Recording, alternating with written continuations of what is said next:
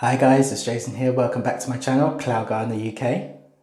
Today I'm going to show you how to make your very own indoor garden. This is perfect for the kids, or if you've not got any outside space and you want to maximize your windowsill.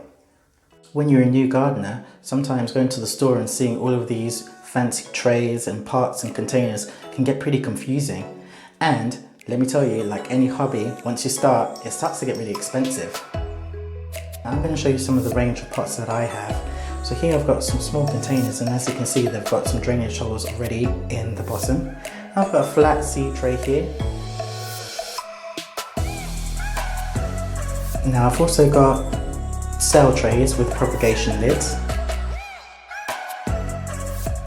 You can also lift up the cell tray and then you can pour your water so that you can water from underneath. But let me tell you something right now. All of that costs coins, so I'm going to show you how to save some money. With all these local restrictions, it's pretty difficult to get to the garden store. So if you don't have the equipment at home, you can just make it yourself, girl. You can have two individual trays, or you can have a tray with a propagation lid. This tray used to hold bacon, but now it holds my chrysanthemums. Muffin box? Not anymore. This is now a container with a propagation lid, and that lid will make sure that the soil is kept moist at all times. Now there's even more reason to get that takeaway on a Saturday night, so order those extra spring rolls. Honestly, I've been living my best life with these voiceovers, but on a serious note, social media tells us that everything has to be picture perfect, but this is a really great way to recycle and to make sure that we're doing our part to protect the environment. This next one's my favourite. Why spend £5 on a seed cell tray when you can just use an egg carton? The first veg that we're going to look at growing is peppers. This was requested by Leonie and it happens to be her birthday, so happy birthday! This is just an ordinary pepper bought from the store. All we're doing is just cutting down the sides so that we can harvest the seeds right in the centre. If you like things a bit spicy, you can use the same germination technique for chilies as well.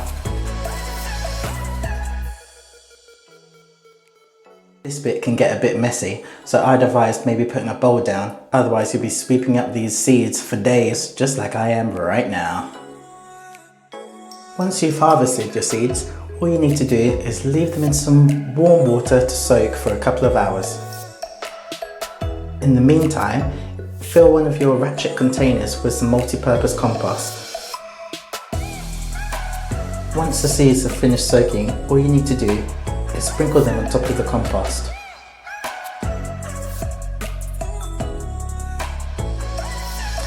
Then, once you're finished, sprinkle over a thin layer of compost. Unfortunately, I didn't have enough compost to completely cover my seeds, but the aim is to have them covered with about ½ centimetre of soil.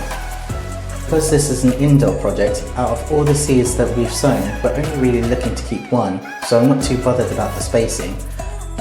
All we'll do is we'll pick out the strongest one and then we'll transplant it to a pot later on. Once you're finished, give your ratchet container a good watering so the compost is completely moist. Then, write yourself a label so you know exactly what it is that you planted. Grab some cling film and then cover your ratchet container. This, just like a propagation lid, will make sure that the moisture is kept inside. Now I left a tray of these in the greenhouse and they managed to germinate in the middle of winter, so now I've got far too many. Now I used this exact same method to germinate some chili seeds, and I picked out the best one and I popped it in this pot, and now it's coming along nicely.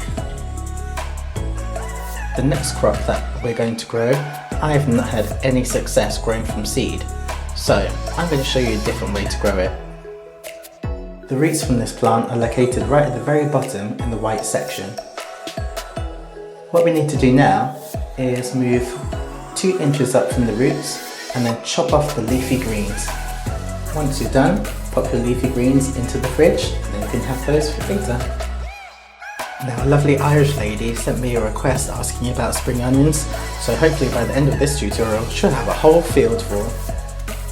Now all you need to do is fill a cardboard container with some water and place your spring onions into that container or cup, root side down. If you struggle to grow spring onions from seed like myself and a lovely Irish lady, I'd recommend using this technique as well as trying to grow from seed. This way you'll maximise on your chances of success.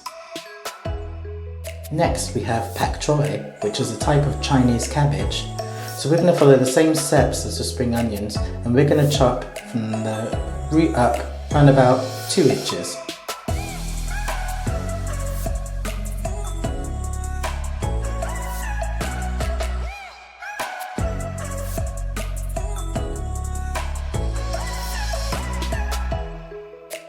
Then you need to take the skin off a clove of garlic.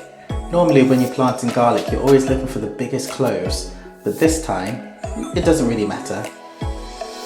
Then grab yourself one of your ratchet containers, fill it with compost, and then make sure it's nice and moist.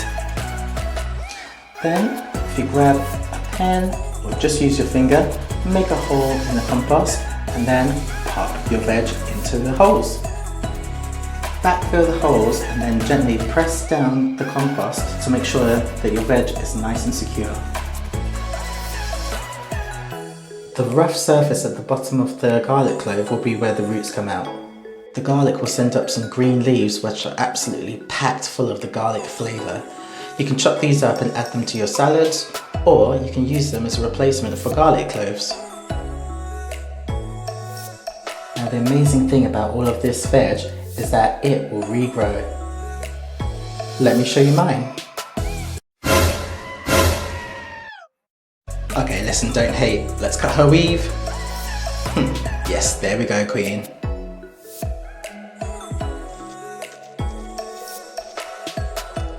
The amazing thing about garlic, onions and pak choi is they can all regrow in water.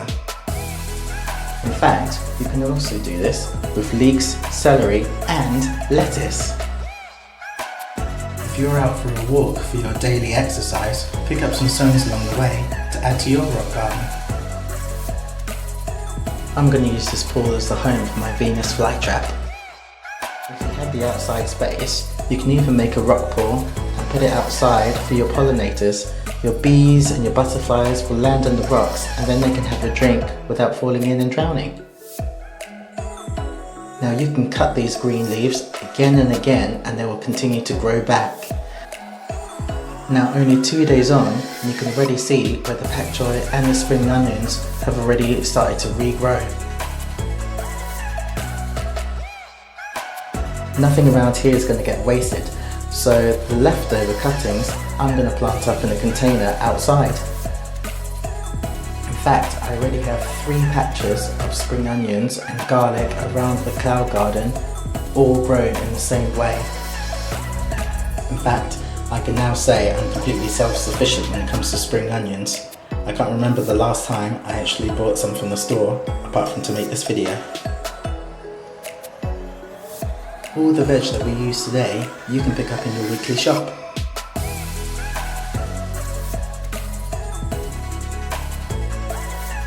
Four days later and there's already some root development on the garlic and on the pak choi.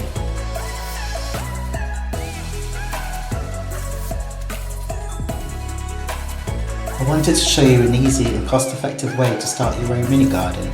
Except for the compost, all tools and equipment can be found at home. So, I hope you give it a try. Happy gardening!